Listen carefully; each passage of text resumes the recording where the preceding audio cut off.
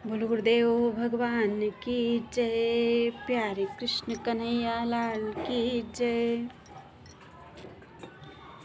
श्रीमद् वाल्मीकि रामायण द्वितीय खंड का युद्ध कांड चल रहा है और 4 सर्ग पूरे हो चुके हैं। आज 5वां सर्ग, पंचमः सर्गः। श्री राम का सीता के लिए शोक और विलाप। सातु नीलेन विधिवत् स्वरक्षा सुसमाहिता, सागरस्योत्तरे तीरे साधुषा विनिवेशिता। नील ने जिसकी विधिवत रक्षा की व्यवस्था की गई थी, उस परम सावधान वानर सेना को समुद्र के उत्तर तट पर अच्छे ढंग से ठहराया। महेंद्रश्च द्विविधश्चोभो तत्र वानर पुंगवौ, विचेरतुश्च्युतां सेनां रक्षार्थं सर्वतो दिशम। मैंद और द्विविध, ये 2 प्रमुख वानरवीर उस सेना की रक्षा के लिए सब ओर विचरते रहते थे। निविष्टायां तु सेनायां तीरे नदनदीपतेः, पार्श्वस्थं लक्ष्मणं दृष्ट्वा रामो वचनम् अब्रवीत्। समुद्र के किनारे सेना का पड़ाव पड़ जाने पर श्री रामचंद्र जी ने अपने पास बैठे हुए लक्ष्मण की ओर देखकर कहा, शोकश्च किल कालेन गच्छता ह्यपगच्छति, मम च पश्यतः कांतां हन्य वर्धते। सुमित्रा नंदन कहा जाता है कि शोक बीतते हुए समय के साथ स्वयं भी दूर हो जाता है, परंतु मेरा शोक तो अपनी प्राण वल्लभा को न देखने के कारण दिनों दिन बढ़ता जा रहा है। न मे दुखम प्रिया दूरे, न मे दुखम हृतेति च, एतदेवानुशोचामि वयोऽस्याह्यति वर्तते। मुझे इस बात का दुख नहीं है कि मेरी प्रिया मुझसे दूर है, उसका अपहरण हुआ, इसका भी दुख नहीं है। मैं तो बारंबार इसलिए शोक में डूबा रहता हूँ कि उसके जीवित रहने के लिए जो अवधि नियत कर दी गई है वह शीघ्रतापूर्वक बीती जा रही है। वाहि बात यतः कांता ताम स्पृष्ट्वा मामपि स्पृश, त्वयि मे गात्र संस्पर्शश्च चंद्रे दृष्टि समागमः। हवा, तुम वहाँ बहे जहाँ मेरी प्राण वल्लभा है, उसका स्पर्श करके मेरा भी स्पर्श कर। उस दशा में तुझसे जो मेरे अंगों का स्पर्श होगा वह चंद्रमा से होने वाले दृष्टि संयोगी की भांति मेरे सारे संताप को दूर करने वाला और आह्लादजनक होगा। तन्मे दहति गात्राणि विषम्पीतमिवाशये, हा नाथेति प्रिया सा मां ह्रियमाणा यदब्रवीत्।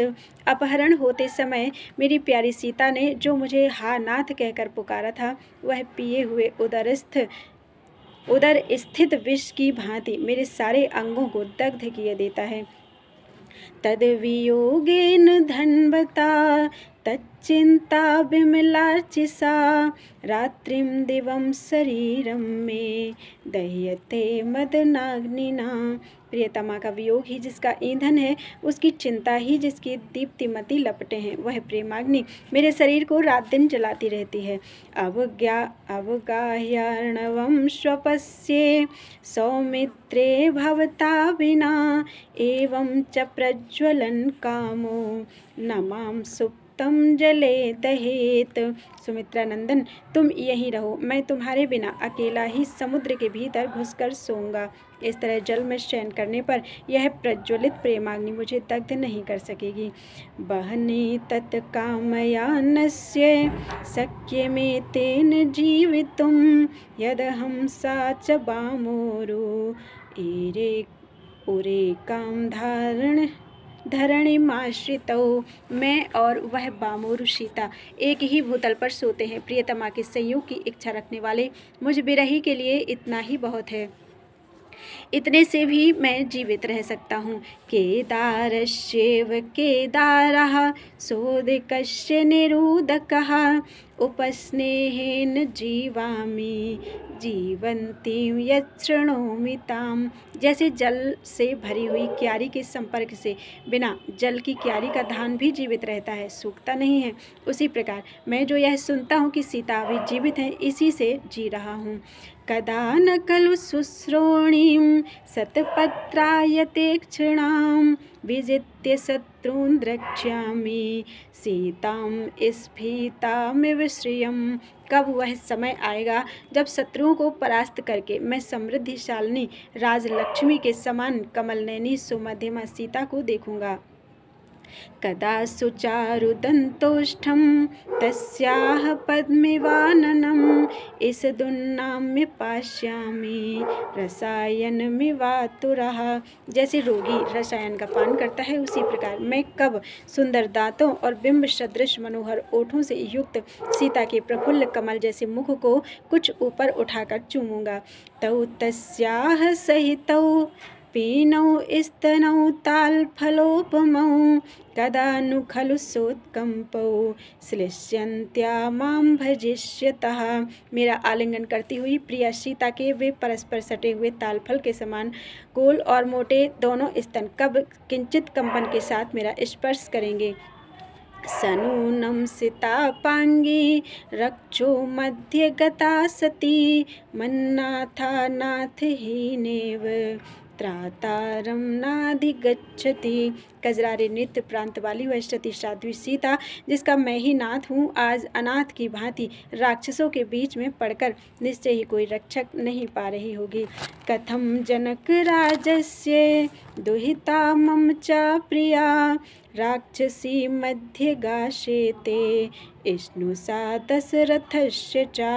राजा जनक की पुत्री महाराज दशरथ की पुत्र वधू और मेरी प्रियतमा राक्षसियों के बीच में कैसे सोती होगी। अविक्षोभ्याणि रक्षांसि सा विधूयोत्पतिष्यति विधूय जलदान नीलान शशिलेखा शरत्शिव। वह समय कब आएगा जबकि सीता मेरे द्वारा उन दुर्धर्ष राक्षसों का विनाश करके उसी प्रकार अपना उद्धार करेगी, जैसे शरत काल में चंद्रलेखा काले बादलों का निवारण करके उनके आवरण से मुक्त हो जाती है। स्वभाव तनुका नूनम शोके नानशनेन चा भूयस्तनुतरा सीता देश काल विपर्ययात। स्वभाव से ही दुबले पतले शरीर वाली सीता विपरीत देश काल में पड़ जाने के कारण निश्चय ही शोक और उपवास करके और भी लट गई होगी।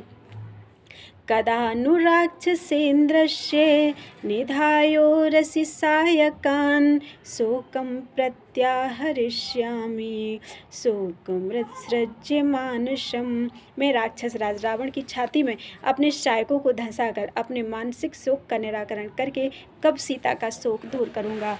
कदा नु खलु मे साध्वी सीतामर्षुतोपमा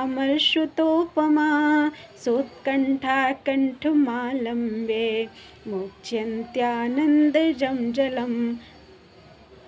देवकन्या के समान सुंदरी मेरी सती साध्वी सीता कब उत्कंठा पूर्वक मेरे गले से लगकर अपने नेत्रों से आनंद के आंसू बहाएगी।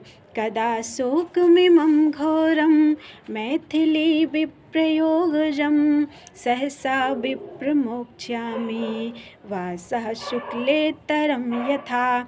ऐसा समय कब आएगा जब मैं मिथिलेश कुमारी के वियोग से होने वाले इस भयंकर शोक को मलिन वस्त्र की भांति सहसा त्याग दूंगा। एवं बिलपतस्तस्य तत्र रामस्य धीमतः दिनक्षयान् मन्दवपुर्भास्करो अस्तम उपागमत। बुद्धिमान श्री रामचंद्र जी वहाँ इस प्रकार विलाप कर ही रहे थे कि दिन का अंत होने के कारण मंद किरणों वाले सूर्यदेव अस्ताचल को जा पहुँचे। आश्वासितो लक्ष्मणेन रामः संध्याम् उपासत स्मरन् कमलपत्राक्षीं सीतां शोकाकुलीकृतः। उस समय लक्ष्मण के धैर्य बंधाने पर शोक से व्याकुल हुए श्री राम ने कमल नैनी सीता का चिंतन करते हुए संध्या उपासना की। इत्यार्थ से श्रीमद् रामायणे वाल्मीकि आदिकाव्ये युद्धकांडे पंचमः सर्गः। इस प्रकार श्री वाल्मीकि निर्मित आर्ष रामायण आदि काव्य के युद्धकांड में 5वां सर्ग पूरा हुआ। बोलो वृंदावन बिहारी लाल की जय। राधे राधे कृष्ण। जय कन्हैया लाल की।